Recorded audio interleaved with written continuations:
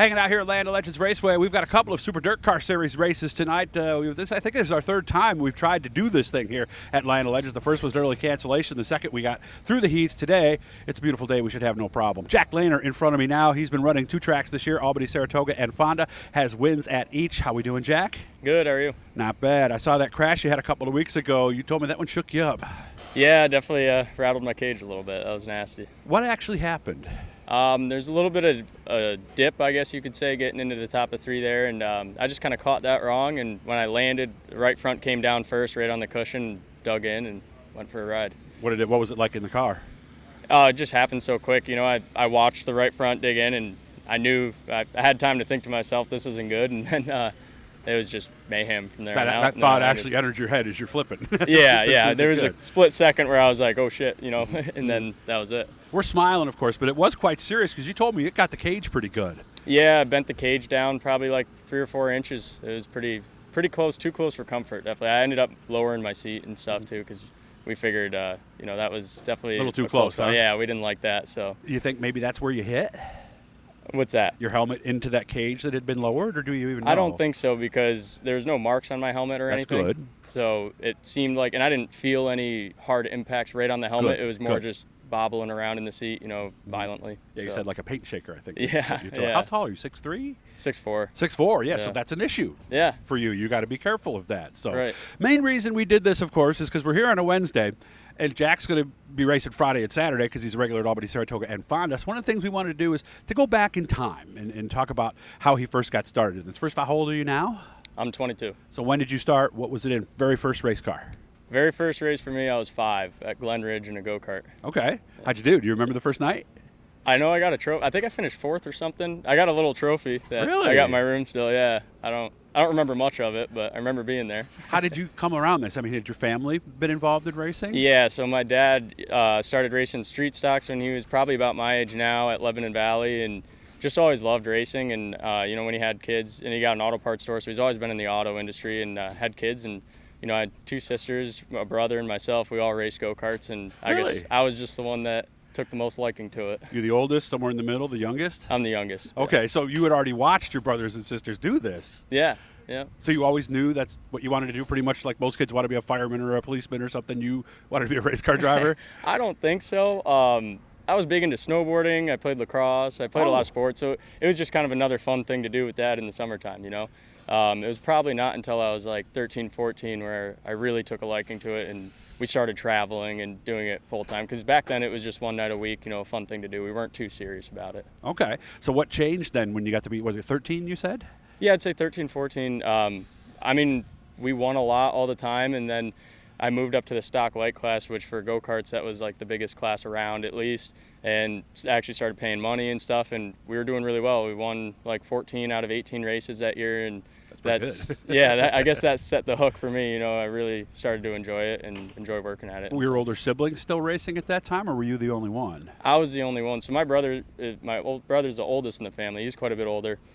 He raced all through high school, like at Malta, and I was probably in diapers when he was racing. Oh, he's that much older than you? Yeah, he's 35 now, so, and he's got a kid and everything. So he kind of stepped away from it when he went to college, and, you know, moved out to Colorado and got married and all that. Okay. So. And then my sisters, they did it for probably just a handful of years. And, a lot older than you, or? My one sister is 8 years older, the other one's 6 years older. Okay. You might have been an oops then, huh? Yeah. Okay. Maybe. So you went up to this top go-kart division. Did the success continue as you traveled? Because I know sometimes that could teach a driver, yeah, I'm not as good as I think I am, or maybe I am really good. Yeah, it did. That's what it did? It showed you that you were good? I guess. I mean, yeah, we had a good cart, and we had some good people helping us, Todd Moran and Tony Mormile, throughout the years, and we just ran really well everywhere we went. It seemed like we were a top 3 cart everywhere. We won a ton. It was nice. A lot of fun. And that's what, so after that, my dad races SCCA road racing cars. They're called Spec Racer Fords, like at Lime Rock and Watkins Glen and stuff.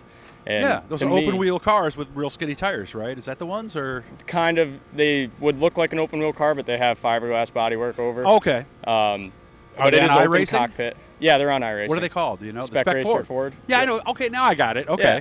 So did you ever think about doing that? Yeah, I did that for a couple years. Really? And because that's what my dad did. So it was like, Two-car racing team. with Dad, yeah. So did that for a couple years, and then What are you, 14, 15, 16 at that point? you had to be 16. Had to be So, 16. Yeah. Okay. Yep, I was 16, did that 16, and then when I was 17, I still did that, but I was also running a Sportsman over at Glen Ridge and Fonda because Rocky Warner went to drive for Jake Spraker, and a good friend of ours, Ray West End, had 2 cars and let me run one of the cars on the weekend. So we were running rookie Sportsman for a while, and I guess I just really took a liking to the circle track dirt car stuff. Just, I guess the road course stuff was a little more of a fun thing to do, where this was a little more serious, and I wanted to be on the serious side of things, you know. So. Well, I've heard the etiquette is a lot different on the road courses, right? Yeah. So everyone there, they're looking to have fun, you know, Right. good weekend racing.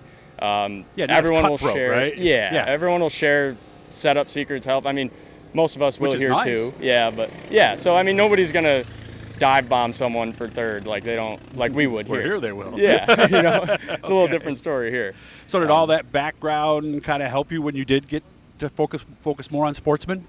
I would say so, probably. Just being a well-versed driver. I mean, being in many different cars, it can't hurt. I think anytime you're driving anything as fast as it can go, it's helping your skills. That's true.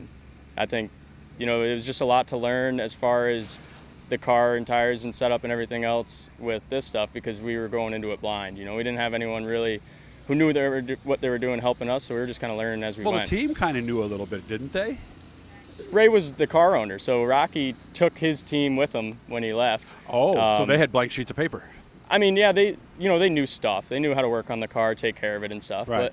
But at the same time, I was learning how to drive it too. I mean, it took a year, I'd say, before I was really comfortable in the thing and winning rookie races. So How you doing now? pretty well, I think. You know, we're getting better and better as time goes on. Obviously, we choose to race against the best of the best. You know, I talk about it all the time. There's a lot of places we could go race and have a lot more success, but I want to be, you know, the Matt Shepherds or Stuart Friesen, so we got to race against them. So we're not looking at something else as the end-all, be-all. We want to be somebody in this game. I don't really have a set plan, I guess. Okay. Just in this game, I want to be the best, so we got to race against the best. So, and you're going to get your butt kicked quite a bit along the way, and you got to learn and take it as it goes. But, you know, I'm not saying I want to race modifieds for the rest of my life. If I do, that's fine. I love racing modifieds. I love the community and everything that goes with it, but I'd also like to race other things, you know.